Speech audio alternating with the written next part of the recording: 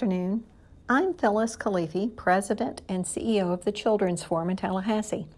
If you don't know who we are, you may know us by some of the programs we administer, such as the Teach Early Childhood Scholarship Program, the Early Childhood Educators Incentive Program, formerly the Child Care Wages, Help Me Grow Florida, the Early Learning Career Center in Miami-Dade County in conjunction with the Thrive by Five initiative, the Professional Development Registry in Miami-Dade County and the Palm Beach County Registry, as well as other initiatives. We work closely with the Florida Office of Early Learning, the Department of Children and Families, the Children's Trust in Miami-Dade County, and the Children's Services Council in Palm Beach County, and appreciate their support. We are excited to bring to you this afternoon's webinar, Early Childhood Center Operations in the COVID-19 Era, which is the second of three important topics for our summer webinar series. We feel like we've hit a chord with this as we continue to max out our number of participants that we can accommodate. This is a new day for our field, and we know that early childhood centers are struggling as they try to establish a new normal in this pandemic environment. So we hope you'll benefit from this presentation today and the subsequent presentations we have planned for you. Just a few housekeeping items to mention. Please turn off your video and mute yourselves for the presentation. Use the chat box for all questions throughout the presentation. Throughout the presentation, there will be a few questions that each of you will need to answer electronically during the webinar. Certificates of participation will be awarded for those who respond to all of the electronic survey questions during the presentation. The certificates of participation will include the name you used to register for the webinar. The webinar is being recorded and available post-presentation on the Children's Forum website, but we ask that you give us a few days to download and to post. So, first, let me introduce our guest speaker. It is my pleasure to introduce to you Dr. Pamela C. Phelps, who is the creator of the Creative Preschool Model Program and the author of Beyond Cribs and Rattles and Beyond Centers and Circle Time curricula. She is the owner and director of Creative Preschool in Tallahassee, Florida, a national and state recognized model program for the inclusion of children with disabilities. In addition to this, Dr. Phelps has published numerous articles in the professional, early childhood, and special education journals, directed research in early childhood settings, and regularly conducts workshops for educators and parents on play and play environments, behavior management, and numerous other topics related to young children. Most important, she has been an outspoken voice and advocate for young children and their families, and my friend for the past 30 years.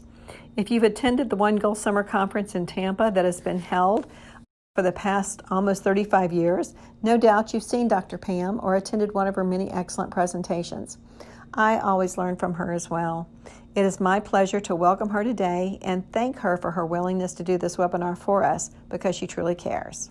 I'm delighted to be with you this afternoon, and I'm hopeful that perhaps some of the things that we have done and some of the things we're doing now will give you probably you'll feel better about what you're doing, I hope, and maybe some good ideas.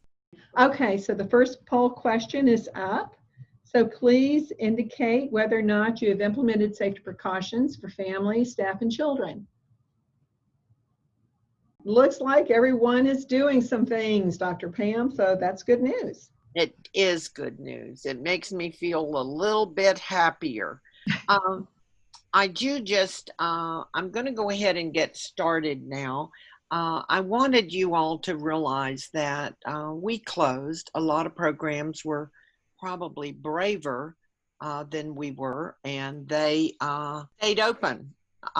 We closed on Friday night, the 20th of March. And the reason that I closed was because, I hate to say this, but the majority of us are over 50. And some of us, a good many, are over 60. And so we decided we needed to take a break and to see what was happening. My greatest fear as a director and an owner, and this is my 50th year. I owned the Creative Preschool and was at the Unitarian Universalist Church for the first 2 years, and this is our 48th year on Tharp Street. And so the thought of losing my school, of never being able to be with my friends again, was just heartbreaking. And so we were home for 2.5 months. And then we reopened on June the 1st. So I'm going to try to share with you this afternoon some of the things that we have implemented. I'm going to try to share some of the things that have been of major concern for me and that are concerns now as I think about our public schools, our private schools, our charter schools, and what they face when they have many, many, many more children than, of course, I have. Now, we have every day about 90 children, and I have 17 staff. Most of which the average age that has been working with me is 20 years. So these are my best friends. These are my, not just employees, they're my best friends. And so to have them with me and to feel the responsibility of caring for them for their very lives was huge for me. So let's go to the next slide. There we go. This slide I had the forum put in because it separates three areas that I had to give a great deal of thought about. And I'm sure you have too, but the first one, the one on the far left, is about families. And since the beginning of the National Association's commitment to child care way back in the 80s and before, families, our commitment to families, our attachment to families, and their attachment to us. And now, in this time of this terrible, terrible pandemic, our very lives depend on the commitment that these families have to us. And so, if ever there was a time when we need to be close to our families, when we can't be close to our families. And so we have tried to implement many, many things to make our families continue to feel a part of what we're doing every day. We are videoing the children's birthdays, the singing of other children, the sharing of their cupcakes or whatever they've sent for their food family. And we then send that back out to the families.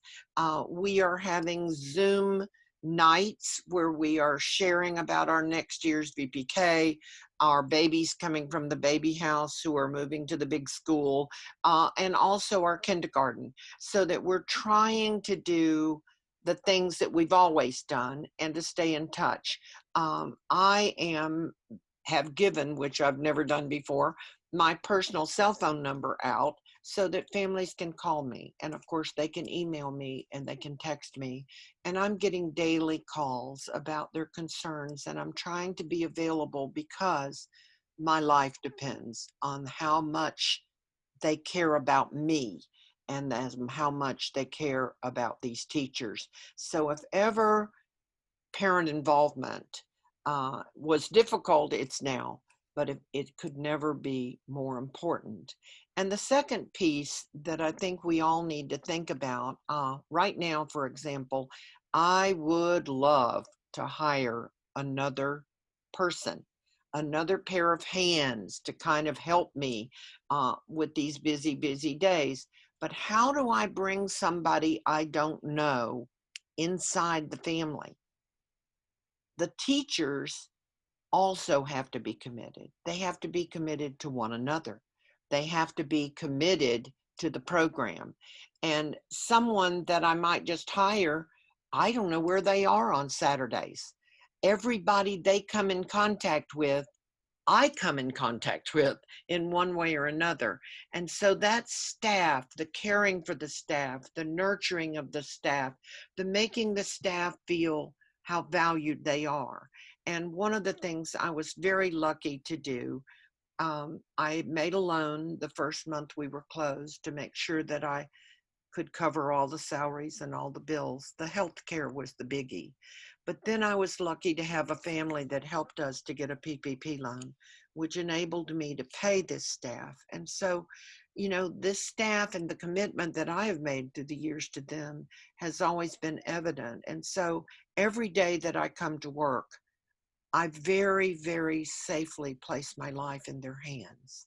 And for those of you that probably don't realize, I'll be 80 years old in November. So I literally am placing my very life in their hands. And so they are committed. They are committed. They leave school and they go home, and they are very careful about where they go and who they go with.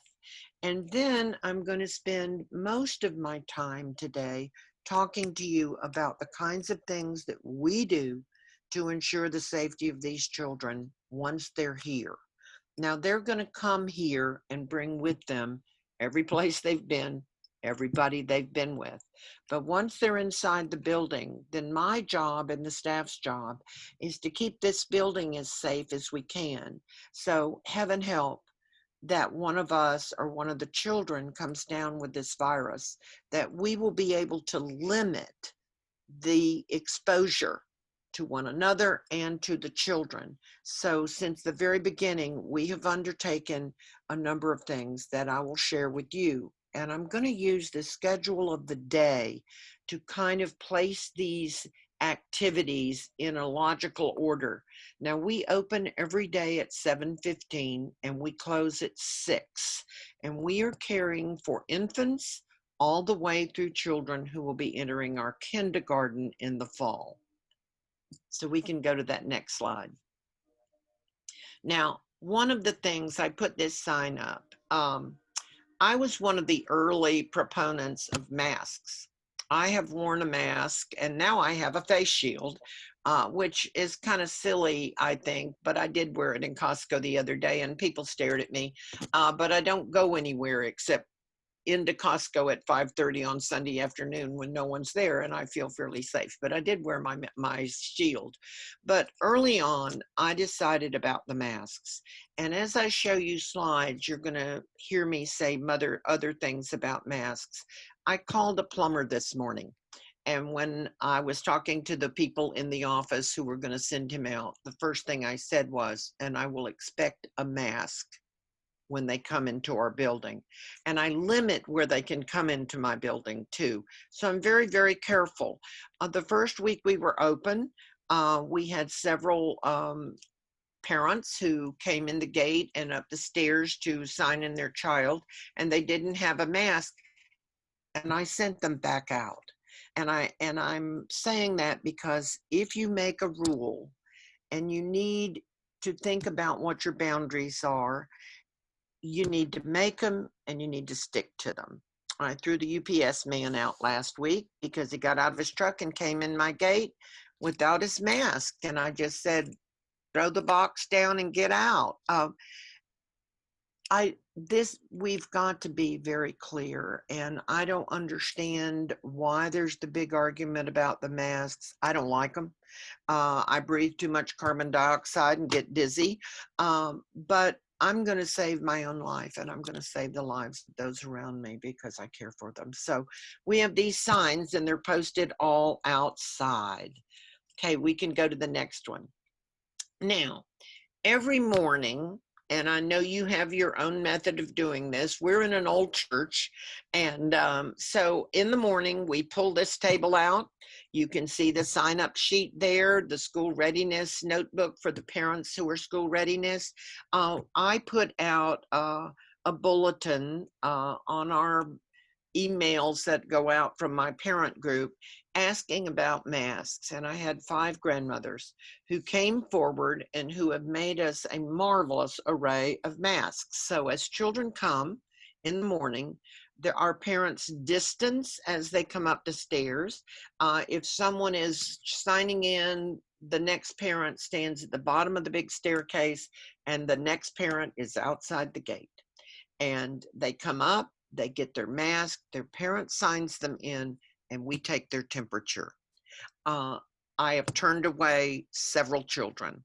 I had a little girl who came the other day and had been having swimming lessons and threw up all over her daddy's car. And he said, oh, but it's because she drank too much water. I am sorry. I am not a doctor. I cannot take that chance. And all of you that have worked in childcare know how often we have the child that comes that got Tylenol at 6 o'clock and then runs a raging fever at 11 in the morning, that I can't make those judgments. So I sent out a notice early on: fever, vomiting, diarrhea, listlessness, any sign of any possible illness, and the child is out. And if a child or a family has any connection, I have one this week whose family was with a dear friend on Saturday. The dear friend learned on Sunday that someone they had been with earlier in the week had come down with the virus. My family is quarantining until they are sure that they were not exposed. We've got to demand those kinds of things if we're going to keep ourselves safe. We can go to the next slide. Now, this shows you one of my daddies. You see, he's got his mask on, and he's signing his child in. Now, she will come on in. We'll take her temp, like I said. She's got her little mask already on. Because we have this array, they can choose. And so some of them have frogs, some of them have trucks, some of them have snakes, some of them have fish. Frozen, of course, are the big ones for the girls. And they put on their mask, and then they're ready. So this is the drop off, and this is how they come in the building. No one except staff and the plumber has been in this building since we opened on June 1. I am not letting anybody else from the outside in. You can go on. Now, there's your temperature check. Yes, they cost $100 a piece. I have 2 of them in each building now. I'm paying them off. Of course, I bought them on credit. But these we don't touch, so that we just hold it away from their head, take their temp, and in the door they go. This is a little brother-sister team, and you can see their t-shirts. Then I'll tell you about them in a minute. It's okay, you can go on. And then once they come in, then they wash their hands. And we are working very hard on that hand washing. I know once they put the soap on, they put it right under and wash it off. So we're spending a lot of time singing happy birthday. Once their hands are clean, once their mask is on, once we've done their temperature, then they go in to their play area. Now, if they were in a closed classroom, which most of you have, they would have a designated area where they would go.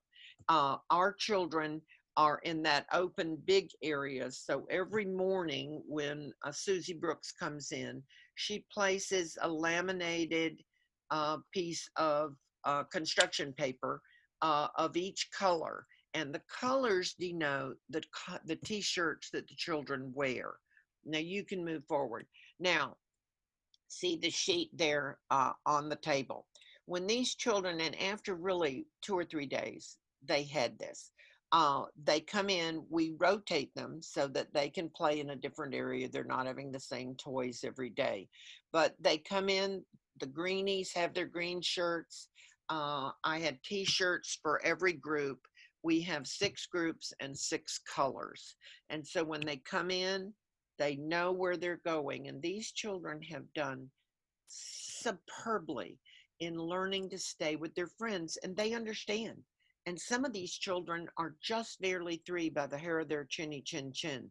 But they'll say, I read, I stay over here with my friends.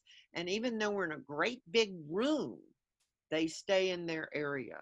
So these little guys are the green ones. They're a little bit older.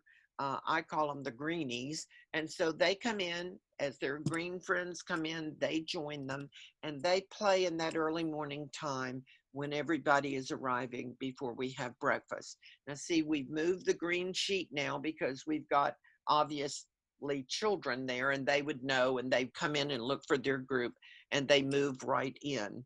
And then they begin to play, and we do this until then we begin to clean up and get ready for breakfast. Now, I put this here in because one of my conundrums being an accredited school is that I can't have any cleaning things out. I walk around with a spray bottle and a thing of Lysol wipes in my arms almost all day long. And I can't be unlocking a cabinet and pulling it out because I use it all the time. And so I was told that if it was above 5 feet, well, of course, my cabinets are all 4 feet tall because I'm only 5 feet tall. And if they were taller, I wouldn't be able to see over. And the purpose is that the children feel that they are isolated and in a private place, but that I can see. So I found these online, and they make it 5.5 feet.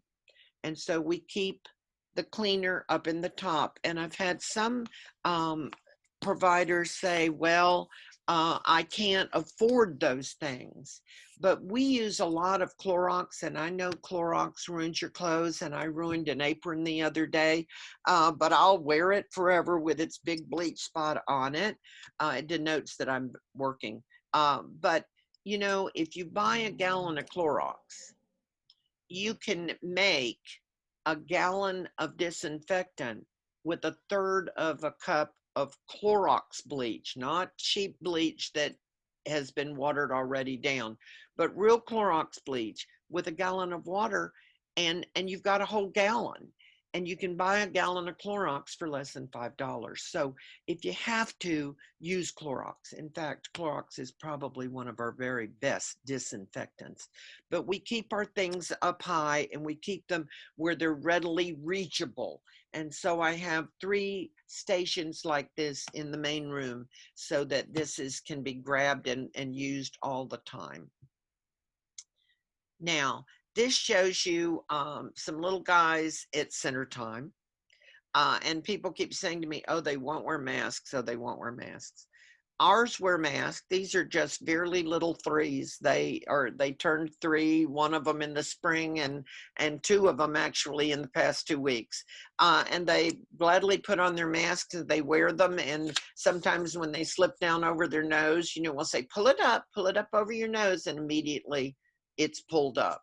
And so while we cannot, you know, as well as I do, you can't distance little children, but we can keep them in those little groups. So the little red groups stay together. And so if someone in that group got sick, we would know where they had been and who they had been playing with. And we're minimizing it because they've got their masks on. Now, here's another group. There's little red ones with Kathy in the art. And you can see that they're using Elmer's and cutting and doing, and they've still got their masks on. And those are the 3-year-olds again. So that gives you some idea of how we're using it. And of course, the staff wears them. I don't have mine on because I'm in this office by myself and I wanted you to be able to hear me. But I have a variety too that I wear that are fun. Now see, these are 4s. Again, with their masks on, and they don't really seem to mind. It's just become a habit, and they're very good with it. I've been very pleased. Now, we wash hands almost every minute of every day. Now, one of the things I did many, many years ago, while we wash our hands, then if we go to the table to have lunch or to have breakfast or to have snack, we then do sanitizer again for their hands because they will have touched 45 things. I hate to say it, but pick their noses or their friends. And so we are doing everything we can to keep them clean and their hands clean. Now, when Denise was helping me put this together, I sent her this slide and she said, oh my goodness, what are those white bags for? Well, as you can see, the children's names are on them. There is a set of bags that with double stick tape are stuck either on a shelf or on, as you can see here, on the banister, looking to right near where they eat. because of course we take the masks off. So when they come to breakfast, this is Chuck's area. Chuck would take their masks off one at a time and put them in their personal bag. That way it never touches anybody else's. And when they are ready then to go and play again, he reaches back in the bag, pulls it out. Of course, the 4-year-olds and the 5-year-olds read their own names, put their own mask in their bags, and they know where to get them out again.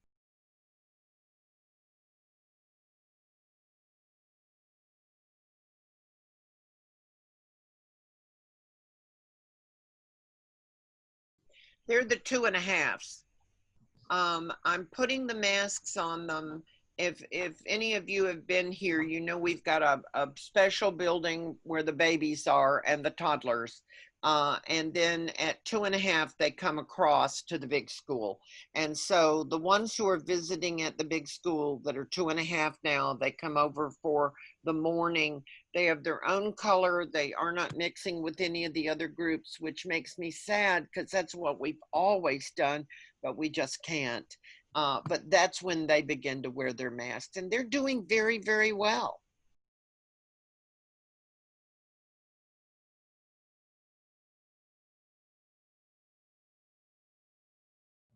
You know, I've seen them.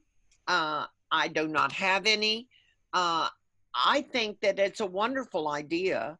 Now, we have a speech therapist who comes, and of course, she wears a shield so the children can see her face. And I wear my shield sometimes out and around, especially when I'm telling stories. I'll wear my shield so they can see my face. But we, you know, for the children, I think it has worked well for us that they are cute and that they can choose. Everybody knows that once they have power of their own, they're much more amenable to doing what you want. So, you know, when they come in the morning, and when we they get out a mask after nap, and I'll talk about that again, but they get a clean one. And when they have a choice and can get snakes rather than puppies, rather than trucks, I think it makes it more pleasant for them, and then they're more willing.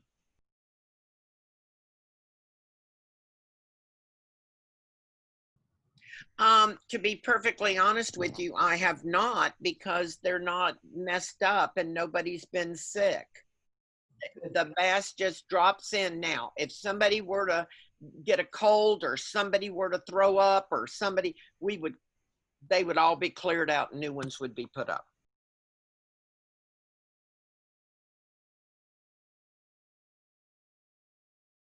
That's not a choice. And that's exactly what I said about make the decisions about what you expect and do it. This is my life here. It's not theirs.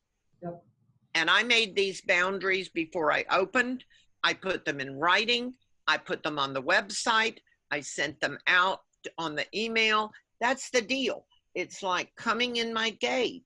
Don't come in my gate without a mask. And I had a daddy that said, well, I think that's stupid. And I said, I'm so sorry you feel that way. However, this is my rule. This is my school. It's my life.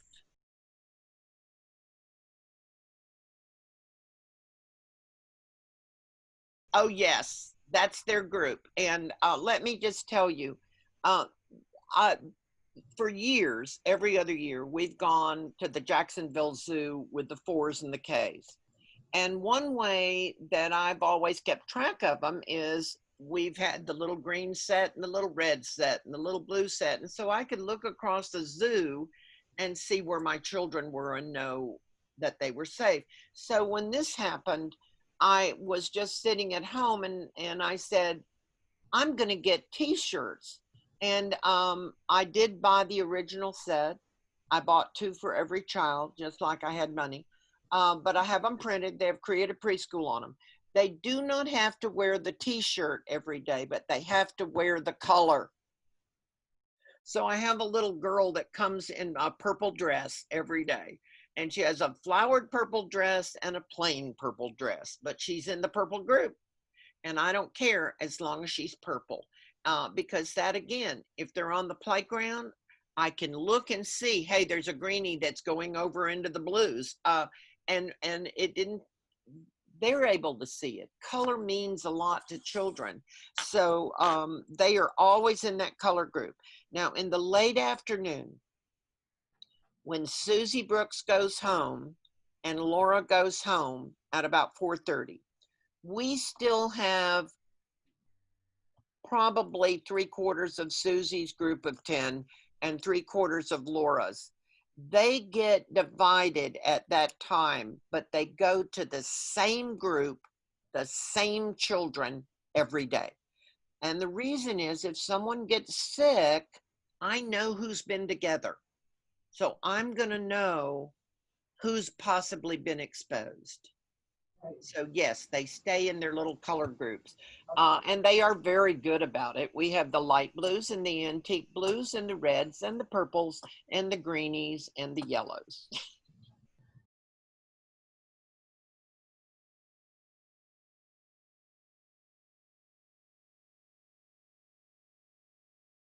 Yes. If they're putting them in their mouth, then we're going to disinfect them. But my personal feeling about that is, first of all, you know the ones that are going to put them in their mouths. Uh, I just don't think we can do that, not in group care. But I do disinfect things. I spray things. We are constantly cleaning. We are constantly disinfecting. If anything goes in anybody's mouth, it is immediately removed and disinfected. And of course, at the baby house, every toy is disinfected. As you know, if little Freddie picks it up and puts it in his mouth, it's disinfected before it's put back down. But we do that anyway.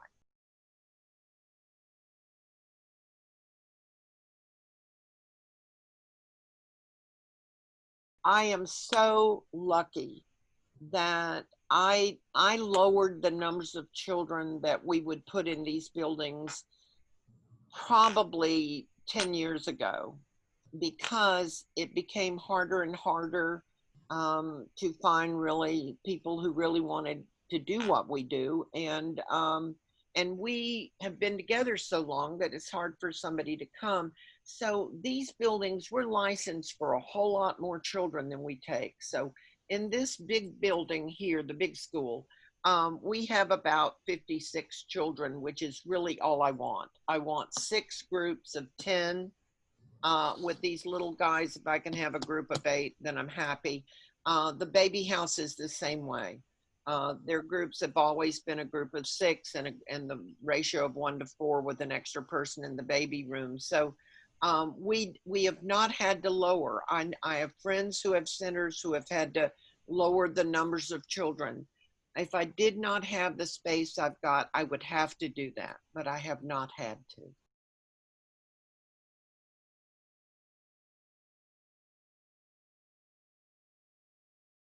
No, no, no. We just sent out a message I did before we opened and said, is there anybody out there that makes masks? And I had these grandmothers, and I bought fabric and sent it to them, and they sewed and sewed. The masks are mine. They stay here. I feel the same way about the t-shirts. Now I gave every child 2, but I have extras here. So if little Alfred doesn't come in his shirt because his mother didn't wash his shirt, I take whatever she sent him in off and put that color on him. So I've got that because I want to be in control of that. I don't want to have a child without a mask because he left it in his granddaddy's truck.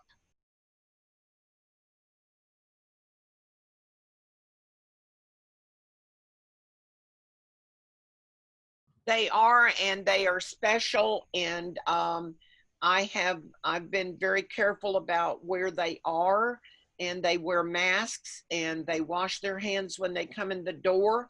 And they're very careful, but they again are the same people again and again. They're people I trust, people we know, and so that makes a difference. But yes, they abide by all the things we're doing.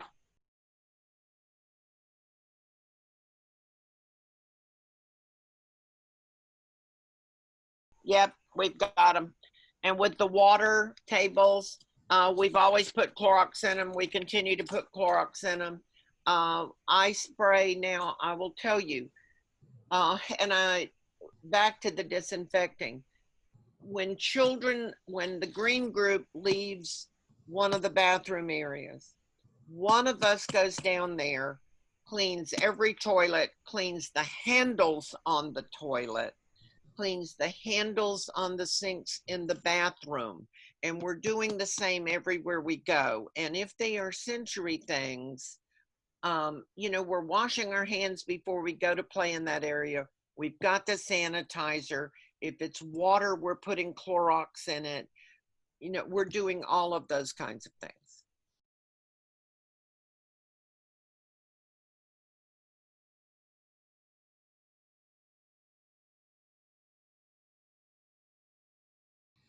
We have several children who have spectrum disorder issues, and we were very surprised. Now their families were very helpful early on. That once they knew we were coming back, once they knew we were going to wear masks, one of my mothers is such a dear heart. She made a mask for her little boy, and she made a mask for his bear. And so his bear has a mask. And he sent me a picture of him with him in his mask and his bear with his mask. And so it's that kind of thing, moving it into play. So it's not a struggle, that it's, and that we're all doing it and we're all, and so we've not had a problem. If we had a problem, we would be careful. And scarves, your cowboy scarves. We've got several that have liked to have wear those, and they've worn them when they've come in, like a cowboy. But we've not had a real problem. All right, now I've been asked because in the Beyond Centers and Circle Time curriculum, we are very large proponents of family style meals.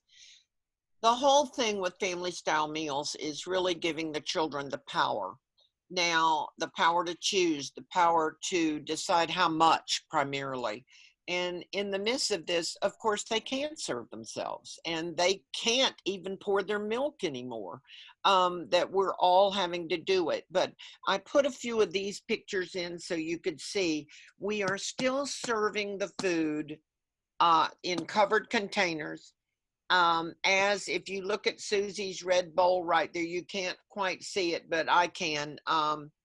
She's got the saran wrap over it so that what she is saying is to every child, where would you like your potatoes? Do you want the chicken gravy on your potato, or do you want it beside your potato? Now, see, I'm helping with snack in the afternoon, and this actually, the Antique Blues, is the group that I'm feeding because Susie's busy changing diapers. And so when we're doing snack, I will say, now let me tell you what I have today.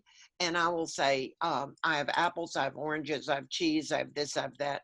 And I will say, I have Cheez-Its. Who would care for Cheez-Its? And of course, one of them will say, well, I do. And I say, how many? And they're so funny because I've said, you can have up to 10. King pushed the envelope on that, and I said, as long as he eats them, I don't care. And so then we count them out, and so he gets 10, and then I'll turn around and ask Parker, and she'll say 3. I'll give her 3. It's that they have the power to make the decisions. And so it's the same here.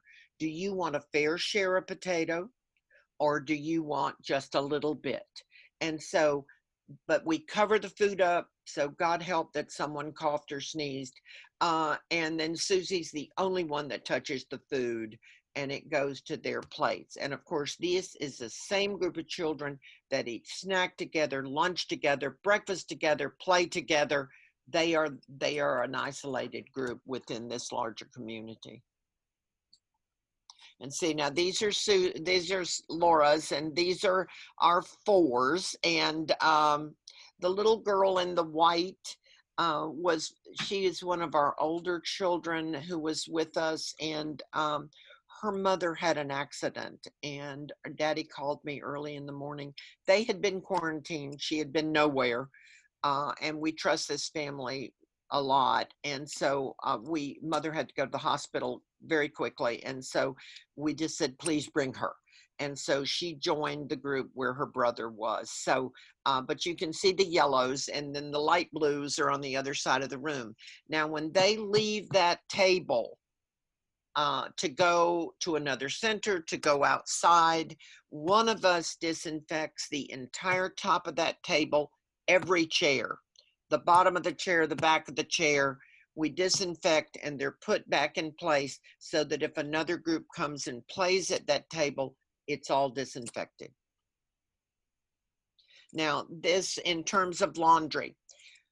We have a washer dryer set across the street, and this bag is hanging on the door where the cots are, and so we collect all of their masks after before lunch, after center and before lunch. They go in the mask bag. They go across the street. One of our teachers who leaves for break takes them across the street, puts them in the washing machine. They are washed and dried, and we have enough so that when they get up from their nap, they get a new fresh mask. Now, this shows you nap time. Nap time was the thing I worried most about, was how are we going to do it? How are we going to have the space? We have not put children in our other building, our portable building, for a long, long time because it's separated staff. But we have done that. The children that eat out there also sleep out there, and their beds are in the same place every day. We alternate the heads. These beds are disinfected. We have a sprayer that sprays them, and we wash these clothes all the time. So, and you can do the next slide and I'll show you. These are those large Ziploc bags. And when I learned that DCF was going to cite us if my blanket touched the bottom of your cot, I went a little crazy. And then I tried to figure out, oh my God, what were we going to do? And so it just so happened that at Christmas time, I bought Ziploc bags, these giant Ziploc bags. So every child's nighty nights go in those. Now, I had read something from the CDC that said that you should eliminate all blankets, you should eliminate. Well, I happen to be a person that can't sleep without my blanket. And that would cause a great deal of trauma to many children who can't have their little stuffed dog or their little kitty or their whatever they need, their transitional object, to when they start to go to sleep. So I very luckily had bought these. They are the same ones. The child's name is on it. Their things go on their cot with their nighty nights in. We take them out, put them on their beds. The bags are put up high where they can't reach them. God help, that was my concern, was that some child would climb in the big Ziploc bags. But no one, they've all been wonderful with them. So that's how we're keeping these sleeping things safe and uncontaminated. And we, of course, are sending them home to be washed regularly.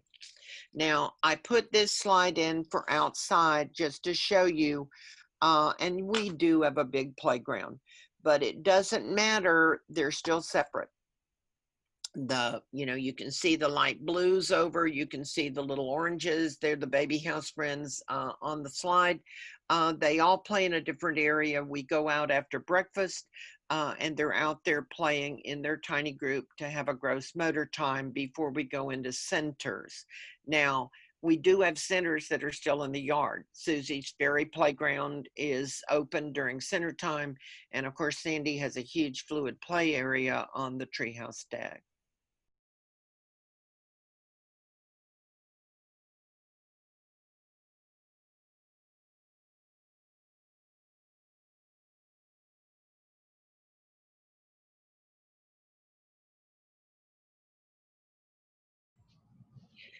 From everything I read, as long as you know, it's not saliva. It's not that those lunch boxes are probably not all that, but you could easily wipe them off with a Clorox wipe too. You know, and the paper bags you can throw away. You know, those are the kinds of things I'm not as concerned about. I think when they come in, if I had a whole lot of them in my room, I would probably take a minute as they come in and wipe them off, spray them and wipe them off, and then put them up.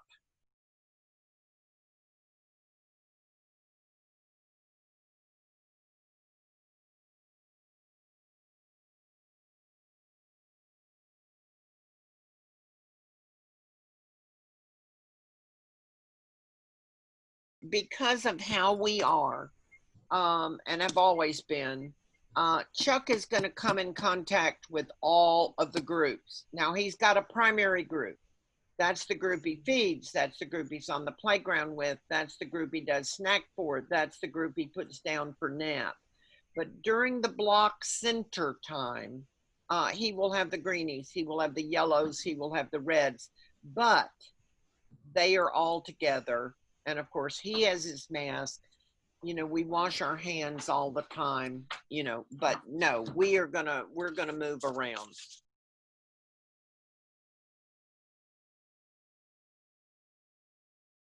We do not wear the masks on the playground. And I'm not wearing the masks, of course, at nap or at meals. So when we're outside and we are, you know, we talk about distancing, you know, we're not doing the 6 feet as you can see with the picture, but we are cautioning them about, you know, they lick each other. Uh, you know, they're big huggers, and that we're just talking about trying not to be as close, trying not to touch each other, trying, you know, and they're being really, really good. But we do not wear the masks outside, and we do not wear the masks, as I said, of course, at meals or at nap.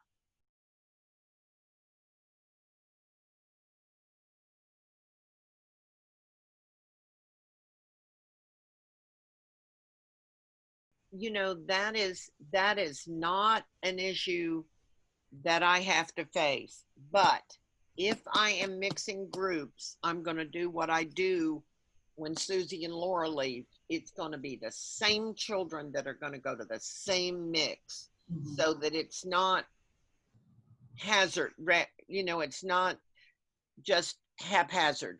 It's organized, and so that if somebody in the purple group got sick or their mother got sick, I would know which 2 antique blues went there in the late afternoon.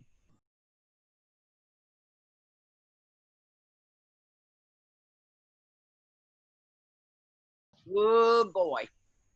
Uh, this is the thing that makes me crazy about trying to hire somebody, because they're going to bring in everywhere they've been. So it would have to be somebody I really trust, somebody I really know, or else I'm going to be in that classroom. You know, that every time you bring somebody in that door, we're in danger. And so, you know, that's the thing. We have for years had 1 or 2 people that were our substitutes that we kept, that were consistent, that we knew. But again, it's back to what I said at the beginning. You've got to trust these people. You've got to know these people are in the right places, that these people share your feelings about this. I mean, there are so many young people, you know, when we're going to go to pieces in Tallahassee when the university starts again, because so many of them don't think this is serious. You know, I don't know. I guess they think we've hired a lot of actors out there to pretend they're dead. I don't know. But I take it very seriously. And so, you know, I'm extremely cautious. I'm not nuts or neurotic, but I'm very cautious. And so I'm careful about who comes in. So, you know, having a sub, it would depend on who it was. And I would sure vet them. I'd know where they'd been. I'd know what their feelings are. And I wouldn't just bring somebody in for a day.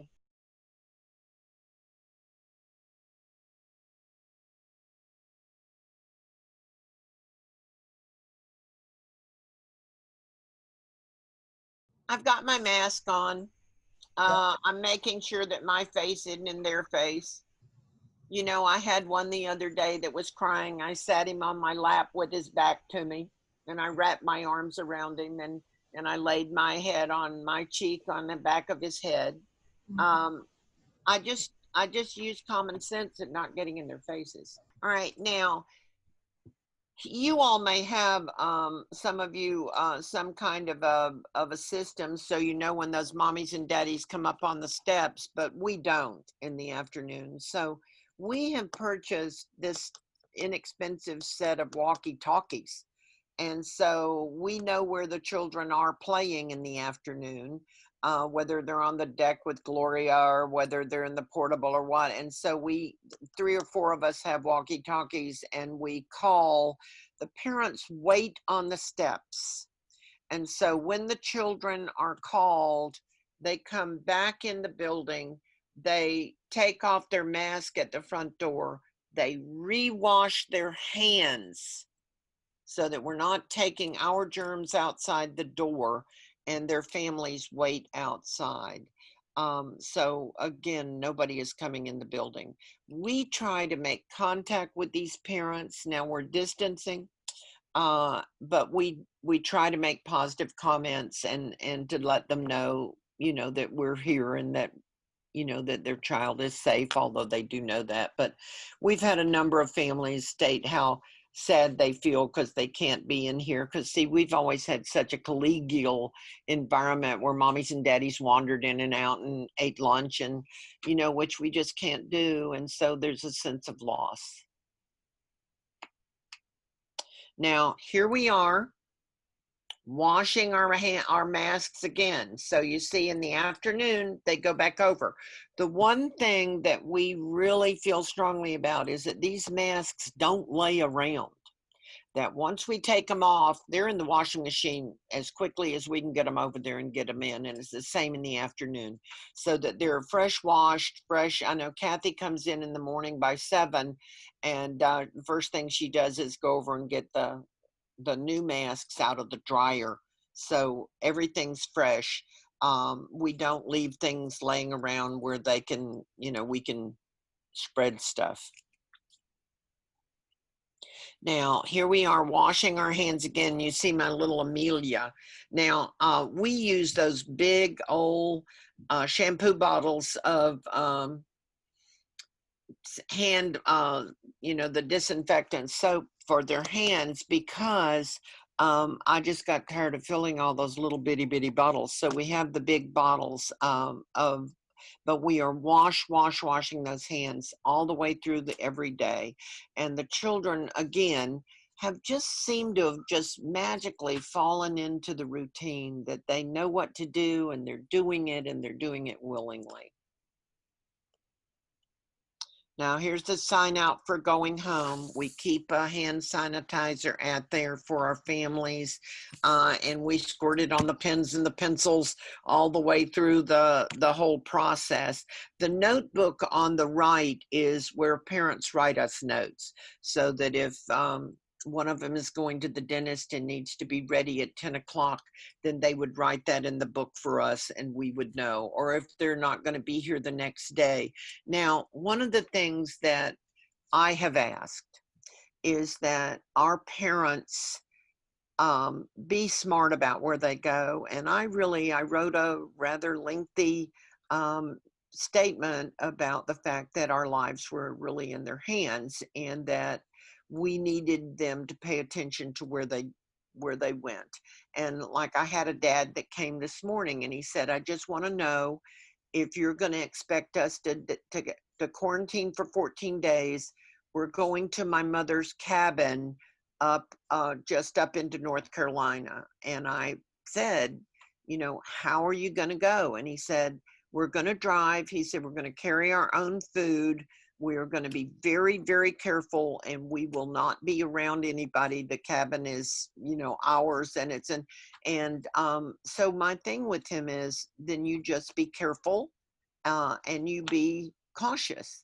Now, I've got one that's gone to Montana for 2 weeks with grandmother, and depending on how that looks when she comes back, she said, I may need to give you 14 days. And my families are they're being very good about that. If they think they've been exposed or they are around somebody that they think has been exposed, they've been really good about trying to help to protect us. Now, see, she's signing out. This is a lovely grandmother, actually one of the ones that helped to make the masks. And so then they sign out, and then down the stairs they go. Now, I made a rather long list of things that I wanted to mention to you. I'm going to try to go back and see if any of them that I've missed. We are, you know, trying to, I've never done Zooms. I'm very happy that the forum knows how to do these webinars. I've got to learn to do that, but we're trying to learn to do those things so we can better communicate with our families. And so I'm trying to brainstorm every way that we can continue to reach out and be connected with them. But one of the things for us too is if you have water fountains in your school, you need to shut them off, because water fountains are one of, as you know, one of our biggest ways that we spread germs. I was in a public school pre-K last year, and out of the 20 children, 9 of them were absent. And I asked where they were and was told that that strep was running through.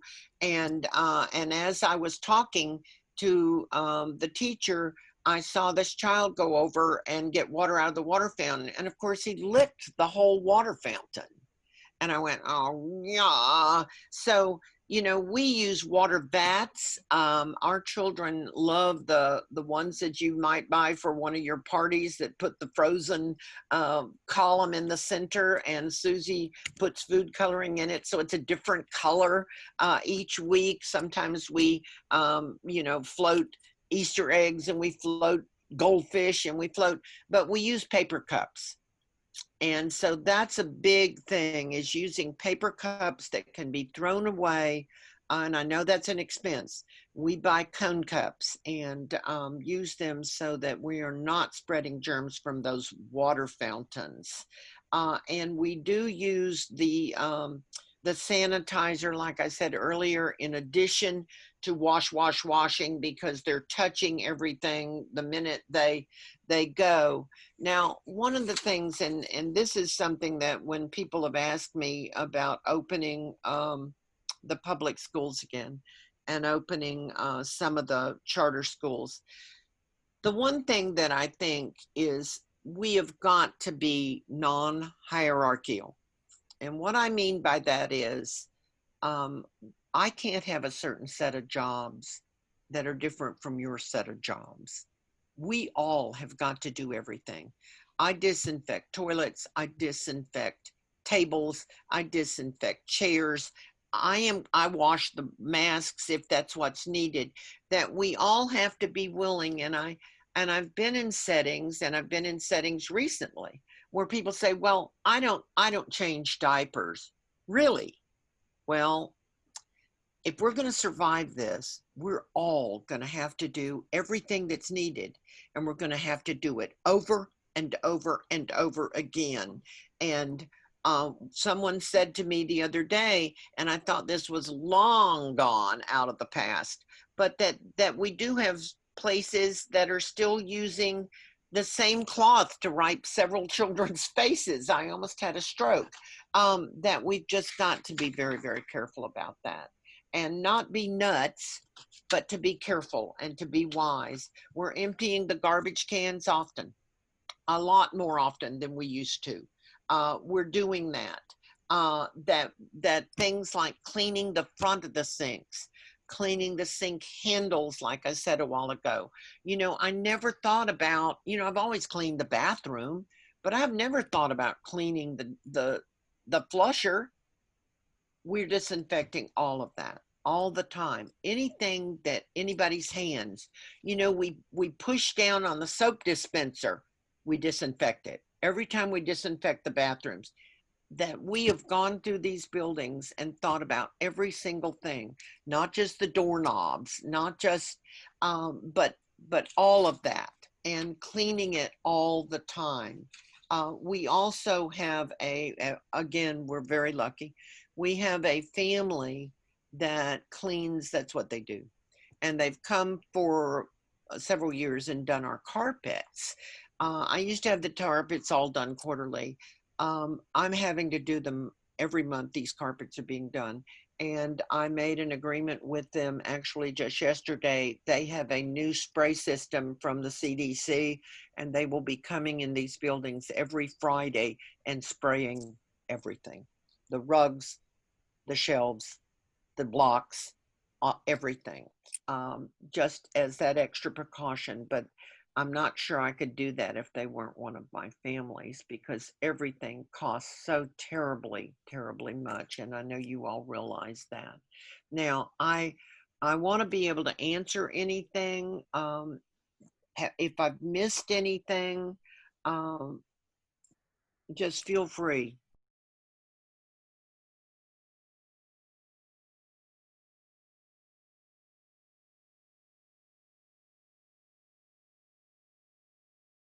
We'll close.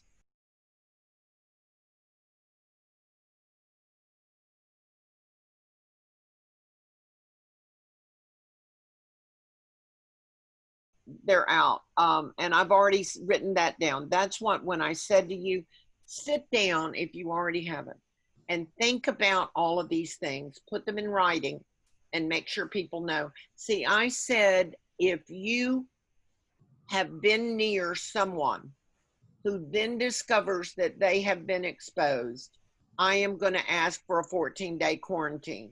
Now, I want you to know that, again, our families are so lovely. I have only had one that has taken their 14 days out of their tuition, but so be it.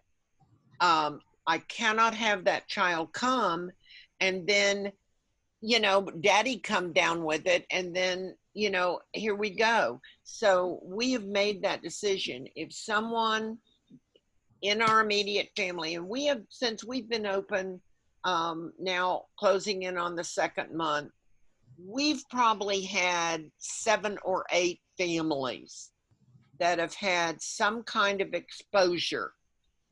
It's been distant, thank goodness, but that they've had some kind of exposure.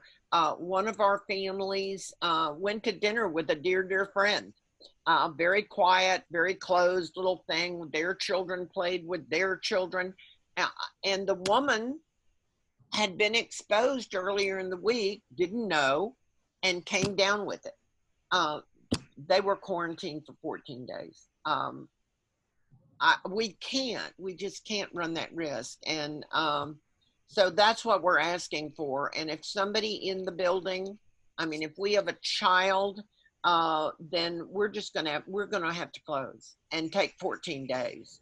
This stuff is just too scary. And, for us, maybe if I was 21 years old, I would feel differently.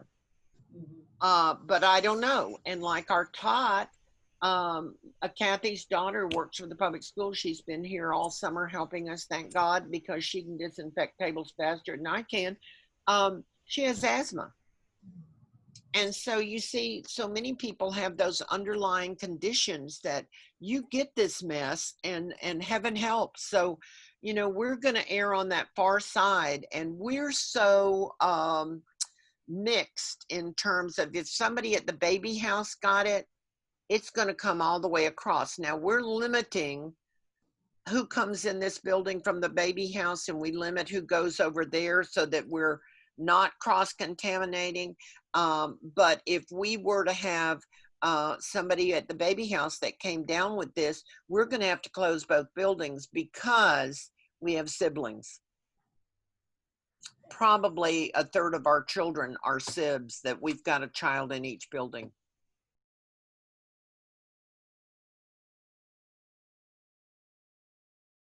We're washing the blankets once a week.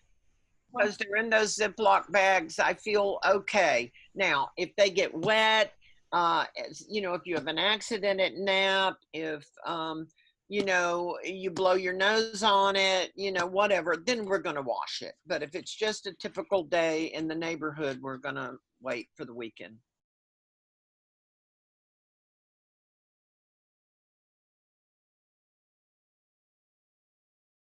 My family's paid by the month.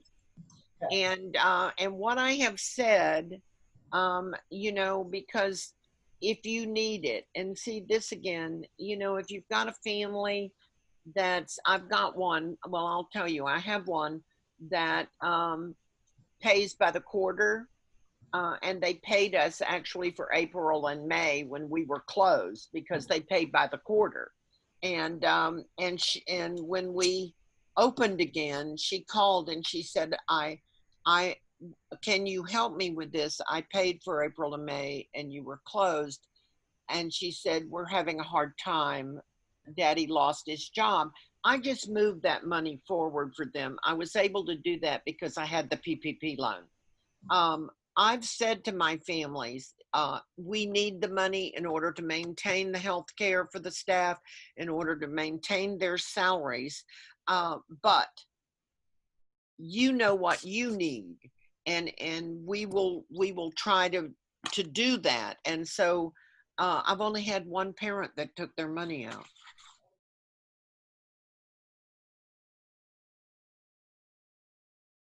No. I have children on the waiting list. I have 3 new babies coming in at the baby house, but they are existing family babies. I don't feel like in this I can do that because they're not bonded to me. They don't know me. I have a huge, you know, I have people that are calling and want to, you know, but I can't. I have a couple of toddler spaces, but I think until we get a vaccine, I'm kind of stuck where I am. We're just staying where we are.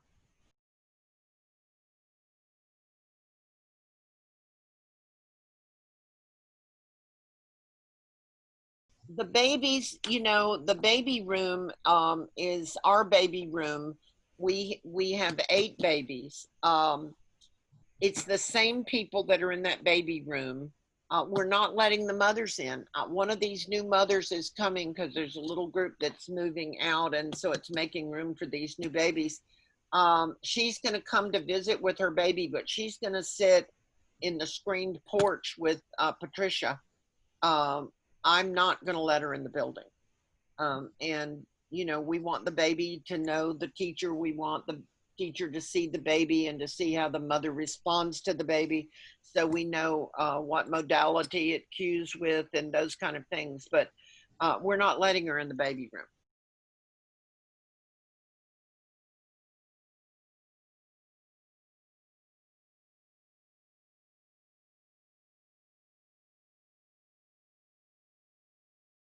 I'm going to wait for a vaccine. And that's going to be a problem if we don't get one. But my staff, my staff has been, you know, what I said earlier, you know, Susie Brooks has been here with me for 47 years. They've given their lives to me. So the biggest heartbreak for me when I closed in March was, how in the world am I going to pay them while we're closed? Because, you know, I'm sure lots of you know that the unemployment doesn't work in Florida. And if it does, it's the lowest amount that anybody makes. I was more concerned over their health care. You know, I pay for all their health care and have for years because I feel so strongly about that. And if they don't, you know what, if we're not working and you get sick and you have no health care, what? So that was why I did everything. I mean, when the PPP loans came, the bank that I had been at for 20 years just pretty much overlooked us because they loaned their first money to their big construction guys where they had big buildings that they had money invested in. So I just begged on my website and on the for someone, and I had families that came forward, and one of them is a officer in a bank here, and she hand walked me. So I got a PPP loan, which covered us for May and June. Now, what that did, we were open in June, so it helped me to get a leg up. Now, the thing with the PPP loan, it's going to be a grant for us because I was very, very careful, and every penny went to salaries and went to healthcare. The thing is, if we close again, if we were to have to close again for more than 2 weeks, I don't know what I'm going to do. I don't know what we will do because they depend on me. In order to cover us for April, I had put aside, I had some money in my savings account, and I took it out and put it to pay those salaries. And so I don't have anything else. My husband is a dear of the world, and he knows how much this school means to me. And he said, I'll give you the retirement fund. But I can't take that. I mean, what's going to happen if we get old and go to the nursing home and don't have a bed to sleep in? So I don't know what will happen to us. I am just hopeful that we're going to continue to be safe, and that if we close, it will be for a short period of time that I can cover. And yes, I'm going to have to pay these people. They're not new. If they were new people, if they were people that but you know, again, the average person that's been here has been here 20 years. Now we're going to introduce an audience poll that asks you about whether or not you think you can implement some of the strategies Dr. Pam has brought up in your own programs. The results are in, and it looks like the majority of you, in fact 99% of you, feel very confident that you'll be able to implement at least one of these strategies in your own programs. Now, the final audience poll is doing a query of what your primary role is in your program. Please take a moment and fill this out for us. Okay, the results of the final poll are in, and it looks as though over 50% of you are directors or owners. Thanks so much. Okay, Pam, before we end, I just want to again reiterate our sincere thanks to you. As always, everyone enjoys your presentation because you present information that's it's not so lofty that it's not realistic. It is what we deal with in these times, and your information is always so relevant, and your knowledge of child development and parent relationships and staffing, it all shines through. So we just want to give our sincere thanks to you again for your willingness to share with us. I will just share with those who may know that Pam and I have conversations, and she was telling me some of the things she's doing. Like, oh my goodness, we've got to have Pam share this with a broader group. So, and she graciously was willing to do so. So our sincere thanks to you again. You're the best. Appreciate the opportunity, and I hope this has helped. And what I will do is get our parent group president to pull all of the messages that I sent out before and during all of this. And Phyllis, I'm going to send it to you, and then I can also send it to people who write to me personally. But if you wanted to put it up with this, you could. That's great. Yeah, we'll have all of the resources that you're willing to provide available along with the recording. And I think that'll be a wonderful resource for folks. So thank you again, everyone, for participating with us, and stay safe and do great things for young children and their families. We appreciate you. You're very brave. Thank you. Thank you.